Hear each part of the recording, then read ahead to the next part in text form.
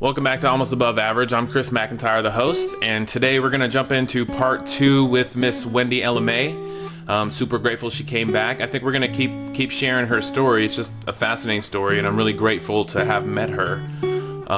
We've become really close friends over the last couple years, and I'm just truly grateful that she's willing to share her story now with me on the podcast. So if you didn't see part 1, we covered a lot from her childhood and, but especially in this day and time, there is a lot of vernacular going around about gender identity, about the LGBTQ community, and there's not a whole lot of conversations being had with those in the community. So I'm grateful that I have a friend in that community that is willing to share this stuff with me.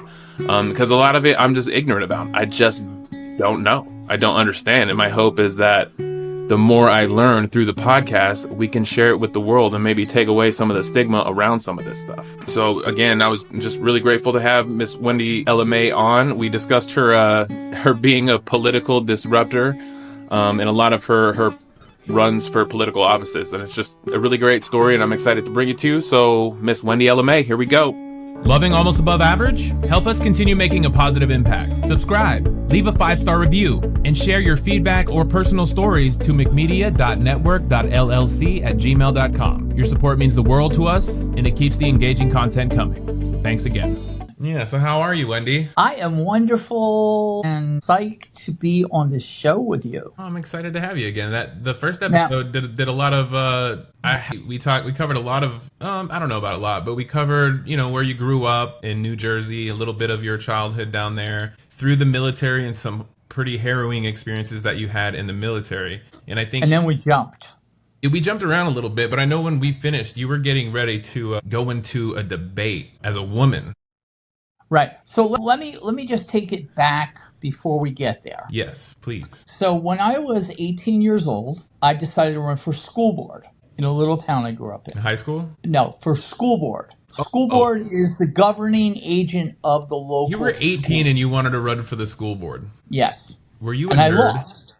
I am a nerd. Chris, I lost by a very slim margin to someone that was 10 years older than me, who didn't last long. I kind of then decided that, I was getting married. And I kind of decided that my life had to go in another direction. You were presenting as a male at that time, right? That is correct. So I got married in 1981. My best friend, who to this day is still my best friend. I spend more time with her now than I did when we were married. 4 years later, she got pregnant. And that was 40 years ago. Hard to believe, isn't it? Yeah. Well, we lost a baby. To be exact, tomorrow is the anniversary of losing that baby. But through all thick and thin, I knew who I was. She knew who I was. So we lived that way for a long time, and we adopted a little boy in 1990. And in 1991, we moved to North Carolina for the first time. In 1990, going through that adoption process, was it difficult? Because at the time, you wouldn't have been a lesbian couple because you were a male. So it would have... That's correct. My apologies. And it was also a family member. But we had went through some real troubling times. But I always knew who I was. Mm-hmm. So that takes us to 1991 when I came to North Carolina. And I left in 1996, and that's when my life changed again. So you came to North Carolina in 1991, and then in 96, I left and I went elsewhere. Okay. Not back home to Jersey? No, I went elsewhere for a little while. All right. I ended up back in New Jersey and got involved again as a boy in local politics. A couple years later, I ran for the Neptune Township School Board. Didn't win. Then I moved after my mom died in 2001. I moved back to Bradley Beach, where I ran for town council. Remember the LMA Stevenson story? Yes. She was my campaign manager. Yeah. A couple years later, I decide that I am going to be a Republican. From a Democrat or? No, I was nothing. I was unaffiliated. Okay. Unaffiliated. I became a Republican, and I was the municipal vice chair of the Republican Party in the town I grew up. The chair of the Republican Party in the town got himself into a little hot water. Basically, I think he had an affair. Whole world falls apart. He disappears off the face of the earth, and I'm now the chair as a boy. Okay. As a boy. The department or the education board? No. Out of the Bradley Beach Republican Of the Committee. Republican Committee. Okay, gotcha. But a couple years later, I decide to change my gender, and I became a girl. Tell me about how did you come about making that decision? Well, I think there was... That's not a thing you just like, you know what? Screw it. I'm going to be a girl today. That's not like one of those. That has to be a process. Actually, it is a process, and it's a scary process for a lot of people. So I had identified for years as a boy. Wasn't content with myself. Didn't feel 100%. So I'm a veteran. I was at the VA. My grandmother gets sick. She's already 100, and she passes away. 102 years old. I go to the therapist, and I am in tears. I had a friend of mine who said to me, "Why are you choosing a gender?" Because I have to. I have to choose male or female. And that's because of the way the law is written. Okay. So I decided that I wanted to change genders and become a girl. And remember, it's a process. So first I have my gender marker changed. What does that mean? So your gender marker is how you're identified on official documents of the government. Driver's license, passport, which is a big issue right now, the passport problem. Mm-hmm.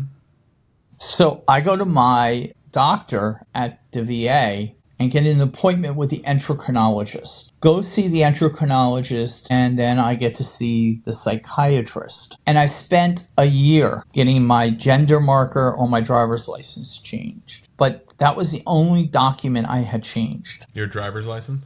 My driver's license. Right. So it had my boy's name. Birth certificate has male, right? At that time. So it has my name on it, but it's the boy's name. And, I'm kind of trying to figure out a whole bunch of stuff, okay? I'm looking, as I'm talking to you, I'm looking to see if I can find, and I think it's somewhere else because I don't see it here, my license. I had all my old licenses, but I don't have them. To show you that first, they changed my gender on my driver's license, which now caused major confusion. Where at? Anywhere. I get pulled over by the police. Now, again, I was in law enforcement, so it wasn't a big issue. But it would say my boy's name, but then down on the bottom where it identified my gender, it said female. Yeah. Okay. That's totally confusing every time you have to pull it out then, right? Every time I had to pull it out for anybody. So then I legally went and had my name changed. To do that, I had to advertise in the local newspaper. I had to appear in front of a judge. I had to pay a fee, which I did. But during that time frame, when I'm getting my name changed, I'm running for the town mayor. As a boy, so in the middle of it, so you start the race as a man. As a boy, as a man. You intend on winning it as a female. Well, first of all, I had no intentions of winning the race. Okay. I was actually... Were you just being a disruptor? I was being a disruptor. Okay. I wanted to make sure that someone else that was in the race didn't win. Gotcha. And I knew that I could pull enough votes to pull away. To pull him and not let him win. But now getting back to where we finished, I go to the local Chamber of Commerce, which I was a charter member of as a boy. And it's at my local firehouse where I am a firefighter as a boy. My friend Christine is my campaign manager. Christine LMA, right? No, Christine, her name is Christine Sack, and she was on the rescue squad with me, but she was my campaign manager. We go to my hair salon, get my hair done, my makeup done, get my nails. Now I'm presenting as a female. Okay, gotcha. This is the first time I'm out. You got your license changed. You got the thing changed on your license, and now you're a female in the world. No, I first got my name changed. Okay. First I got my driver's license changed. Then I got my name changed. So now my name and my gender match on my driver's license. Right. Okay. Now, but on the ballot for the mayoral race is my boy's name. What because happened?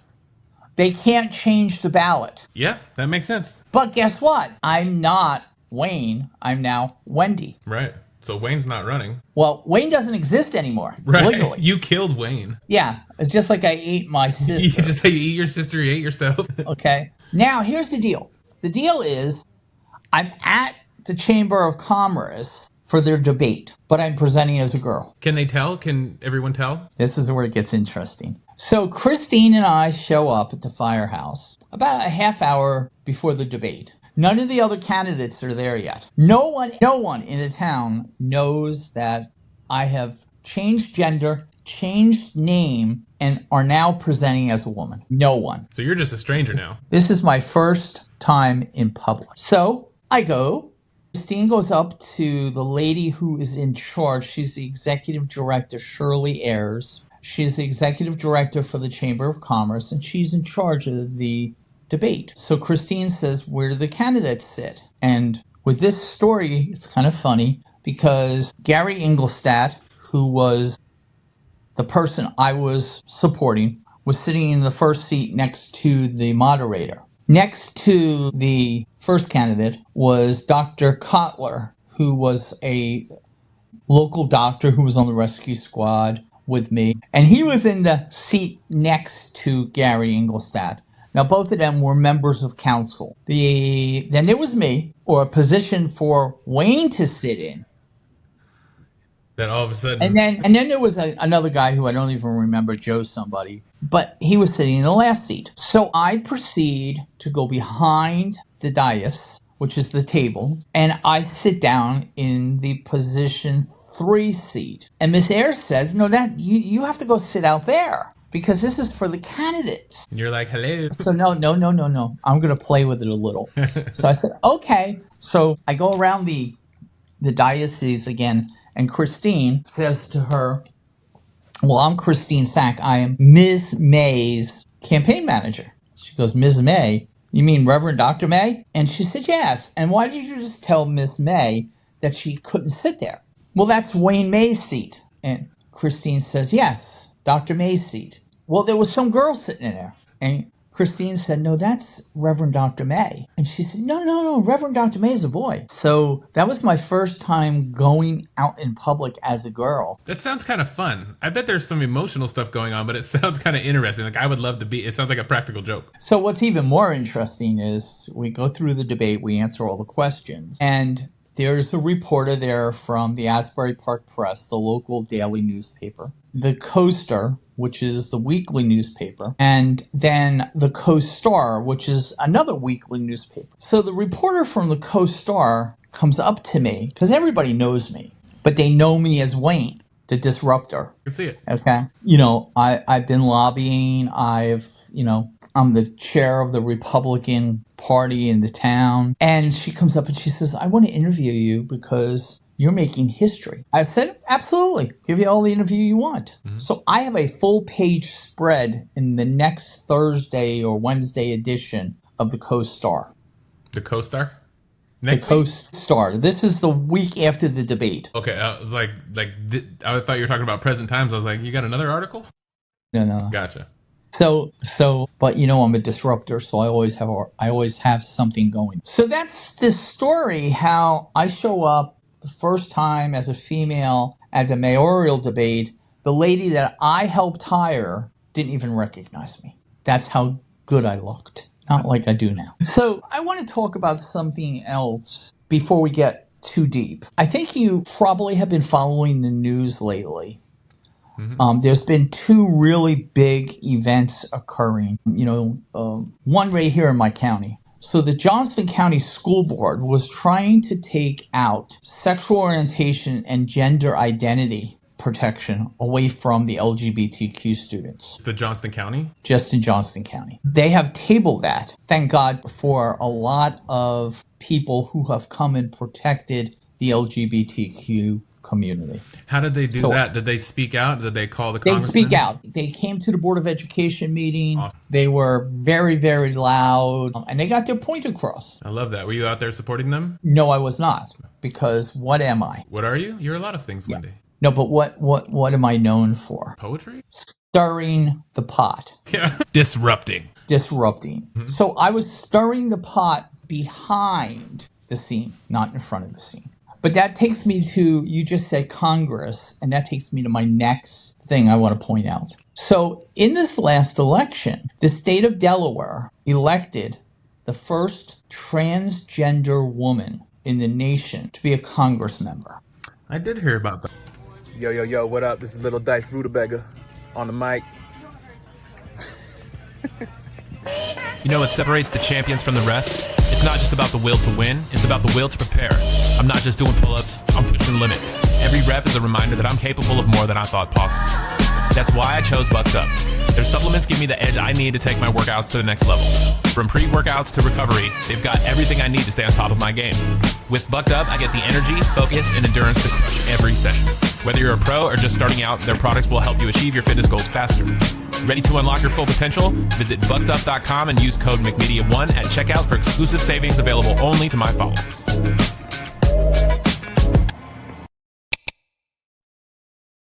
That is awesome.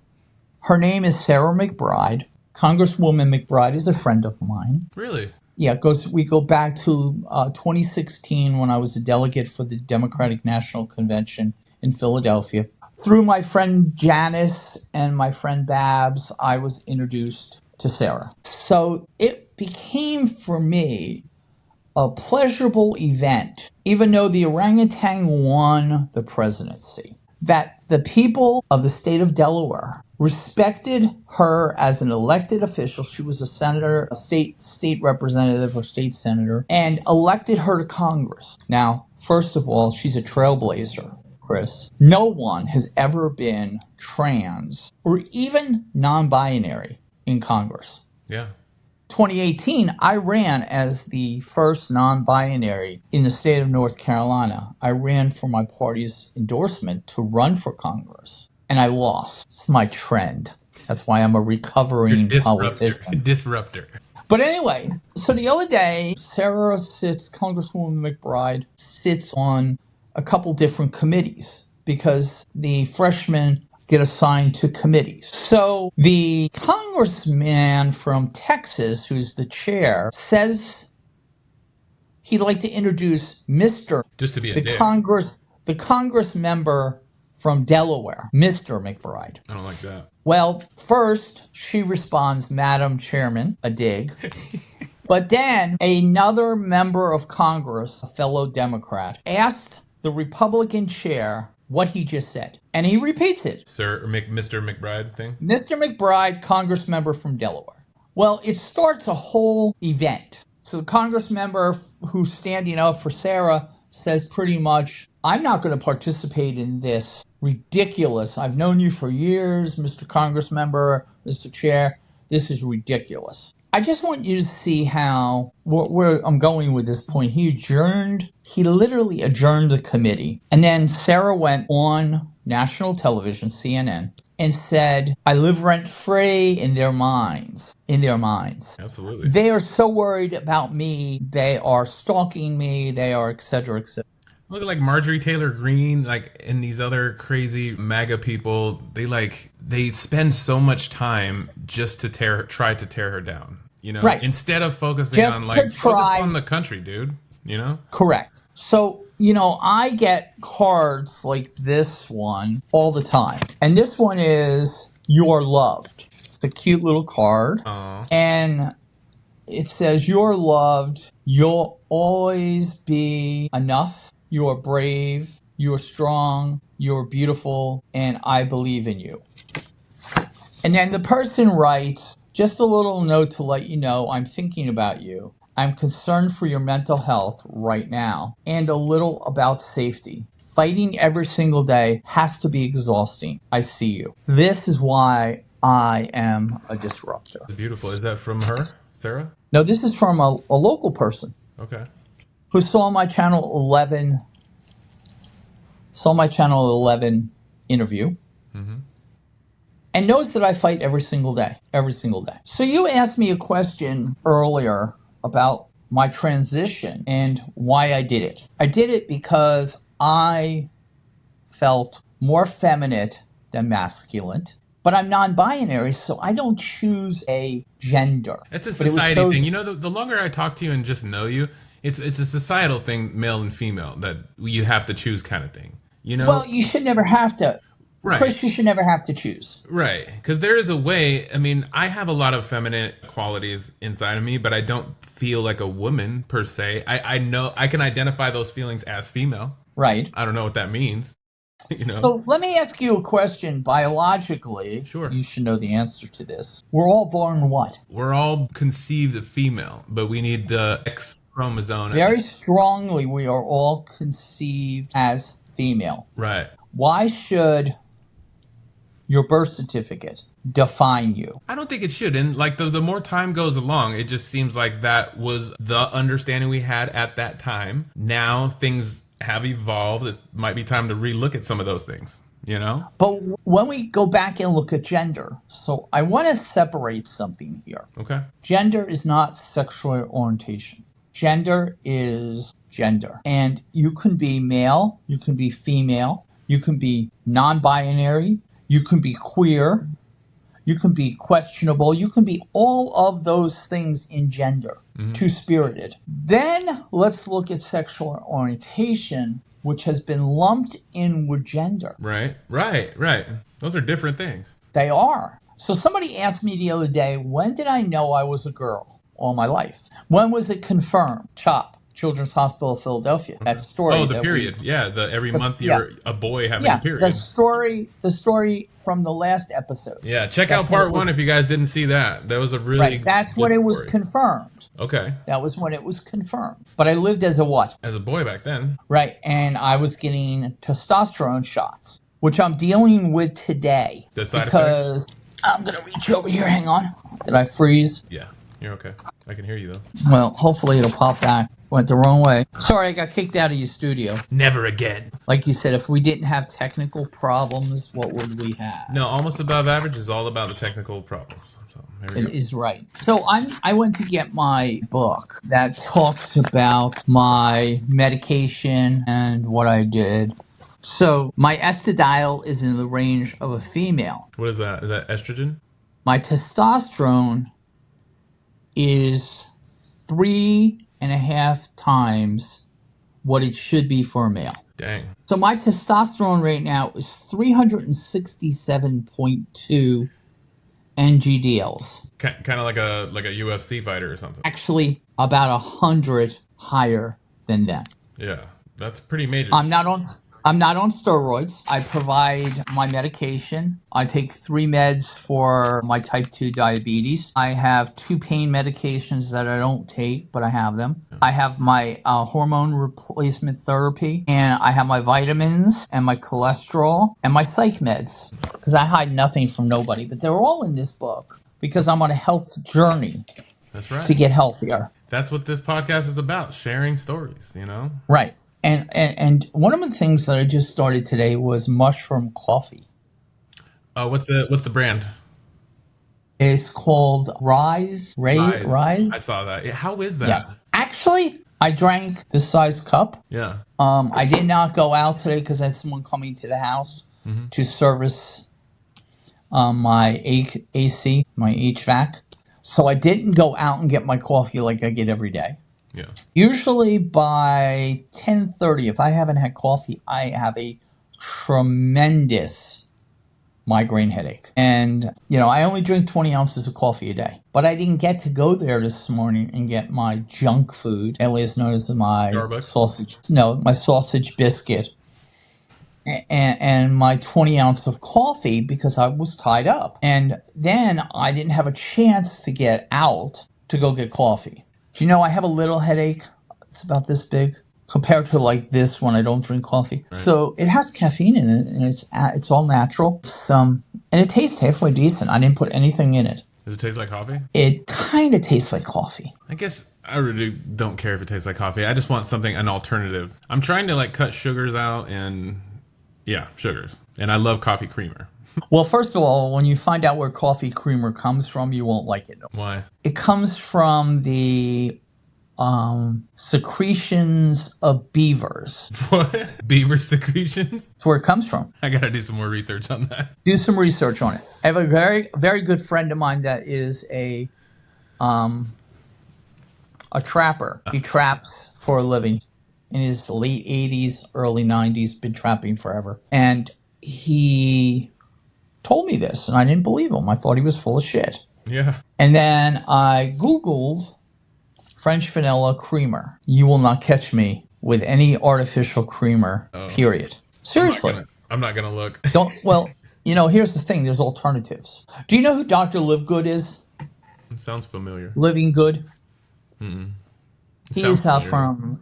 he's from, I believe, the Morrisville area of North Carolina. Mm-hmm. You should look at his stuff because What was his name? Living Good, I believe. Yeah, I believe that's what it is. I can tag you in one of his videos for you. But Chris, let's talk about now. Okay, so I moved to North Carolina in 2015. Buy a house. I become a landowner. I run for office. 2016 for county commissioner. First open LGBTQ person to run in Johnson County. Open. In 2018, I run for Congress, first non-binary to run in North Carolina. 2020, I run for county commissioner again. And in 2022, the last time I said I was going to ever run, I ran for the North Carolina House because I'm a disruptor. Well, why do you think you didn't win? Was your campaign strong? Because I am 63. Well, first of all, let's start with where I live. If I lived in Wake County, I would have won. If I lived in Orange County or Durham County, I would have won. If I lived in Mecklenburg County, I would have won. Yeah, the rural areas out in around here, they're pretty. So I live in a place where Democrats have not won an election since 2020 Dang, it's a bad run. years. Yeah. This was a Democratic town. This was a Democratic county for years. And then it switched in the early 2000s. And it's now a Republican. And I carry the same amount of votes every other Republican candidate has. Yeah. But do you consider yourself a Republican? You Every ran as a other Republican, Democratic right? county. You ran as a Republican, right? No. In this county, I ran as a Democrat. Oh, okay. So you would So consider I yourself a switched Democrat party. today? I am not. I'm an unaffiliated again. So Okay. I've went a 360 back to where I started. Nice. But here's the thing, Chris. Government is local. Everything starts at the local level.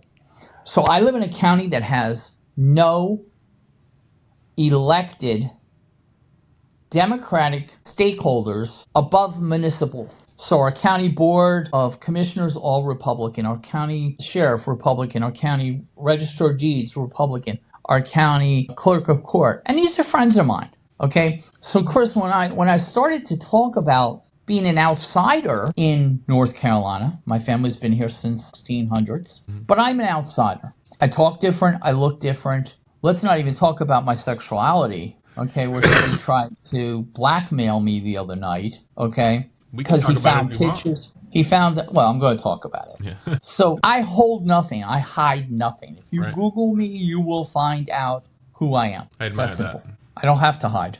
I don't have to lie about who I am. I don't have to hide. I think those things are part of the reason why I even connected with you in the first place. I admire how confident you are and how confident you speak, and you just you can tell that you believe what you're saying, and I love that. Well, I'm real. Yeah, I love that. So this guy calls me at I don't even remember what time it was, from Illinois. He finds my photos, naked, my dirty photos.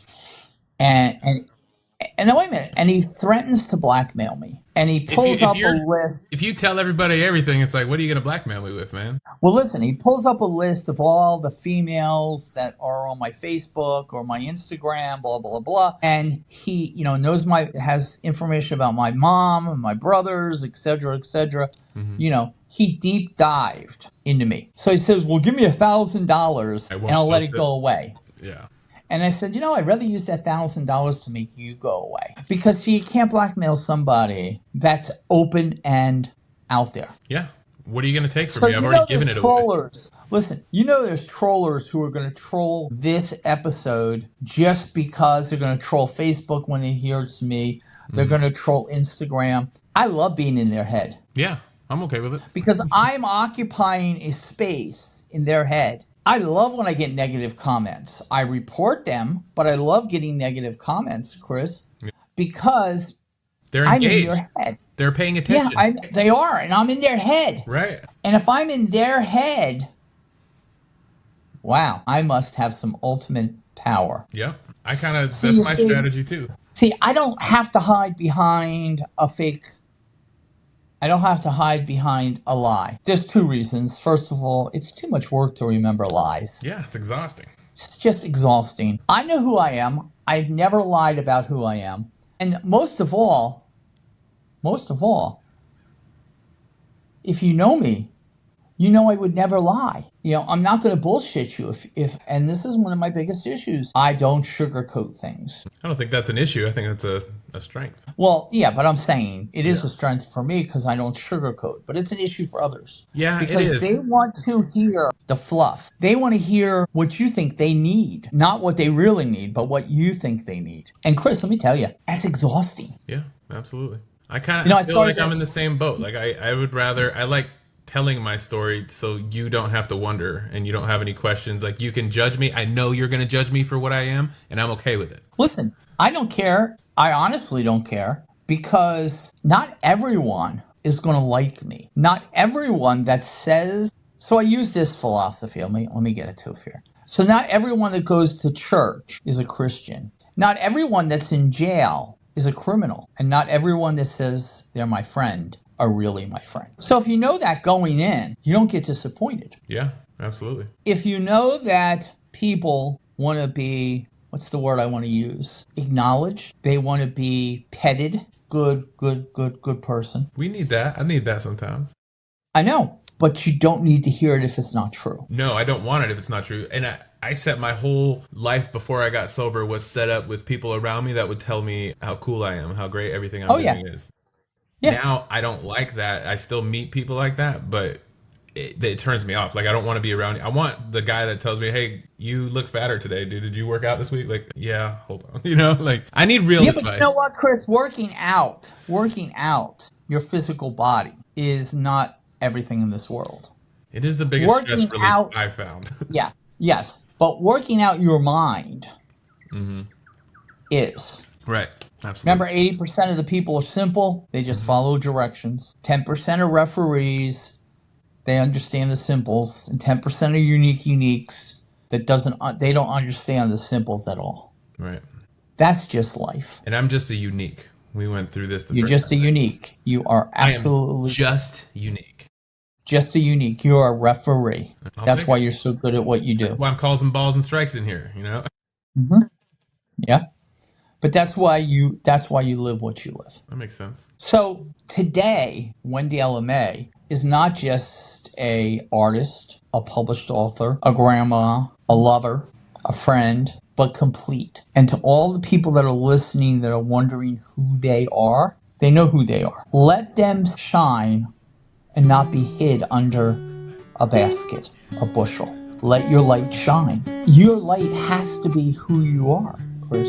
And guess who controls that light besides God? You do. It's that simple. We have to end it there because that was perfect. Thanks again for tuning in to another episode of Almost Above Average. We hope that you found Wendy LMA's story of political aspirations, gender identity, and LGBTQ advocacy both inspiring and enlightening. As we wrap up, we'd like to remind you of a few key takeaways from today's conversation. Number 1, the importance of authenticity in both personal life and politics. Number 2, the challenges and triumphs of transitioning and embracing one's true identity.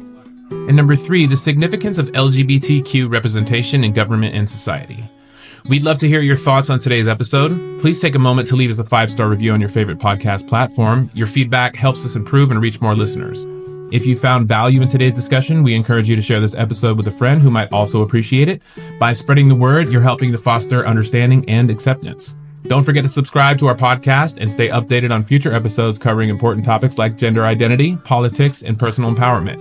We're always eager to hear from our listeners. If you have any questions, comments, or suggestions for future episodes, please write to us at mcmedia.network.llc@gmail.com. Thanks for being a part of the community. And remember, as Wendy said, let your light shine and embrace your true self. Until next time, this is Almost Above Average.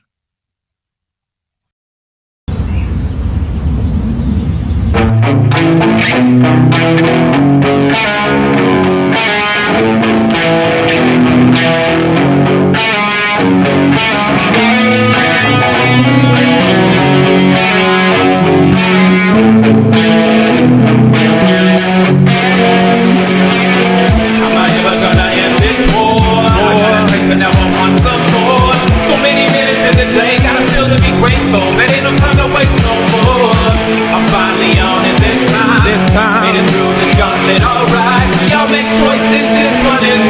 Time to step into the sunshine. In a way I'm going back again. And people like they really was my end. Alcohol and drugs were my friends. Till they brought me to my knees again. Yeah, it's like a miracle to end this life. And finally wake up to my own revival. It was me, I was my only rival. Now I know. All I need is inside of me. If you coming with me, then we'll rise for free. Finally found the secret to my recipe. Yeah. Mix it up, and lay it all out for the world to see. No let it go within my destiny. I got no more lies or tricks in my sleeve. I'm finally free.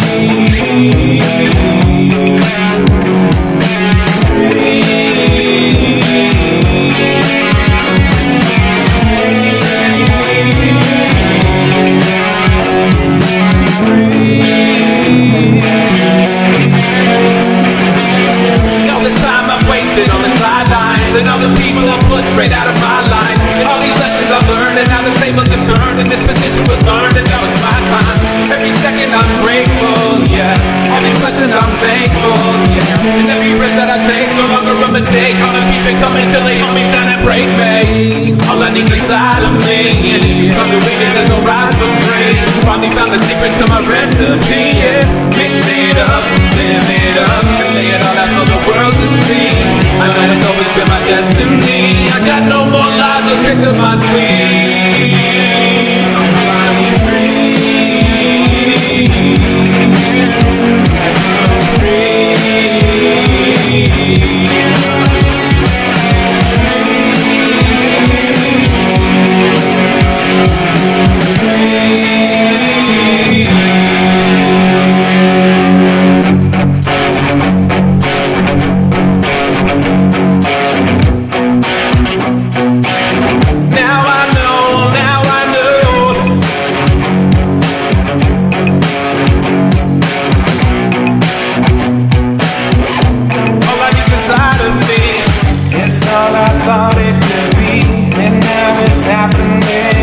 I'm finally fucking disease, it's always happening. I don't wanna let it control me for a second longer.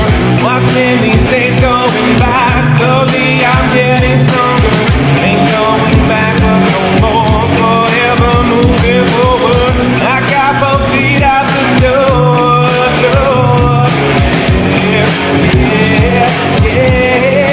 feet out the door.